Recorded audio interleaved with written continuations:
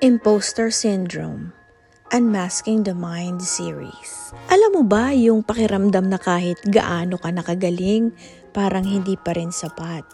Na kahit may mga taong nagsasabi na, ang galing mo naman, ang sagot mo pa rin ay hindi naman.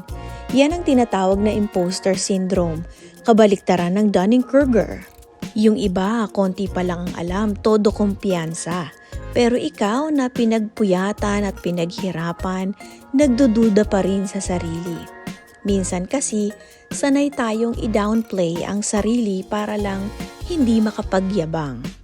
Pero sa totoo lang, may manipis na linya sa pagitan ng humility at self-rejection. At minsan, doon tayo naliligaw. Ang imposter syndrome hindi ibig sabihin na hindi ka deserving, ibig sabihin lang may mataas kang standard.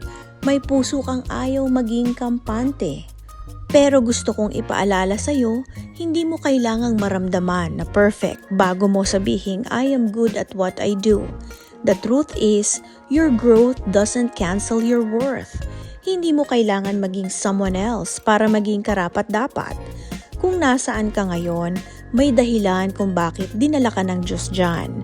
So next time na maramdaman mong hindi ka sapat, huminga ka. Humingin sa taas at sabihin, Lord, thank you. I'm still learning, but I'm also enough because you are not an imposter. You are becoming who you are meant to be. If you like this kind of content, follow for more.